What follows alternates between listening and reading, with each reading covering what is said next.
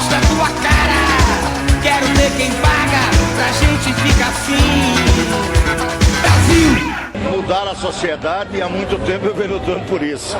Construir uma sociedade mais igual. O Brasil ainda é profundamente injusto e não mudamos muito. Ao contrário, nós estamos num país com grande concentração de renda, com problemas gravíssimos para o trabalhador. Um dia desse eu estava vendo aí, o Brasil é um dos países que ainda tem uma alta taxa de analfabetismo.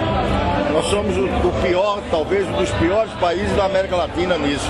Isso atinge o trabalhador diretamente, porque é esse que tem péssima escola, que não tem acesso a uma boa educação, é esse que sofre os problemas das injustiças e desigualdades. Então tem muito que lutar. E concretamente, do ponto de vista conjuntural, nós experimentamos, pelo menos há 16 anos, o primeiro grande retrocesso de não termos um salário mínimo com a reposição da inflação. Foi agora. Inicia um período de arroxo salarial. Isso é bom a gente começar a discutir nesse 1º de maio. Tem outras, crise de combustível, crise do apagão, má gestão econômica, irresponsabilidade do governo anterior e que essa presidente atual não demonstra muita capacidade, o PAC empacado, investimentos baixíssimos, caos aeroportuário. E não tem que falar de Copa do Mundo, não. Tem que falar de hoje, talvez até de ontem. Então tem muita coisa que desafia o trabalhador e que eu espero que esse 1º de maio faça que tenha uma reflexão e não seja cooptado pelo governo. Passe a representar interesses efetivamente da classe operária e dos trabalhadores. E a senhora passa pelas reformas, né, Freire? A política que é a que está mais em pauta. Você acredita que tem esperança? Olha, eu acho que pode ter. Eu acho que nós vamos ter algumas reformas. Até porque o Estado brasileiro precisa ser reformado há muito tempo e foi empurrado com a barriga. Eu acho que vai chegar a fatura e vamos ter que fazer isso. Uma delas é a política, até porque você vem sofrendo um processo de degradação da atividade política, desmoralização dos políticos, e isso não é bom para a democracia. Algumas reformas institucionais nesse campo podem ajudar, podem melhorar a representação, podem dar maior legitimidade aos mandatários. Então a reforma eu acho que se impõe, como outras. São várias outras, administrativas, reforma sindical, já que estamos no 1º de maio, reforma administrativa, tributária, são várias delas. Então, dentre elas, essa política que você perguntou, que é uma importante. Freire, o senhor acredita que se nós tivéssemos menos analfabetos funcionais na política, para cobrar mais do governo, você acredita que a gente teria um país mais justo e igualitário? Olha, não, o problema do analfabeto funcional não está só na política, de cobrar do governo, está no governo também. Está na sociedade, infelizmente, essa é a realidade brasileira. O analfabetismo funcional é grave, mas o mais grave no Brasil é que você ainda tem um analfabetismo total.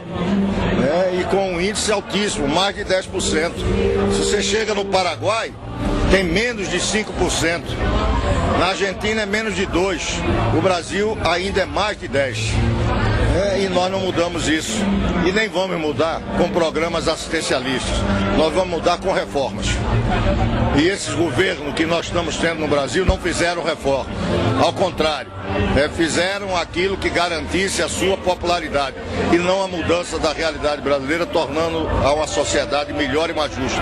O senhor não acha também que falta nas escolas, ou por parte do governo, que a gente tinha no passado algumas disciplinas que falavam de política, o SPB, ciências políticas? Por que isso não tem mais hoje na escola? Você acha que o governo também não está preocupado que o jovem na base não tem interesse pela política? Olha,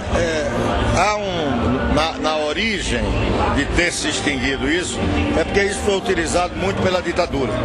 Então houve quase que como uma reação a esses estudos, porque eram mais ou menos estudos dirigidos para a sustentação de um regime autoritário, um regime ditatorial. Então houve uma certa reação, mas é algo que merece ser discutido. Em qualquer momento do ensino, você ter claramente o que é a educação cívica, cívica de um país, os direitos de cidadania, os direitos da pessoa humana, são questões fundamentais para se entender como se viver em sociedade. E viver em sociedade é viver na política. Então tem esses aspectos e eu acho que é um assunto que merece ser discutido, analisado. Por exemplo, se você tiver no Brasil, e é um sonho ainda, uma educação integral, uma educação em que você possa utilizar os novos mecanismos do chamado ensino à distância. Então talvez você possa suprir essas lacunas, dentre elas a questão da cidadania, dos direitos do ser humano, dos direitos políticos de uma sociedade. É uma lacuna que precisa ser preenchida. Mostra a tua cara, quero ver quem paga pra gente ficar assim. Brasil!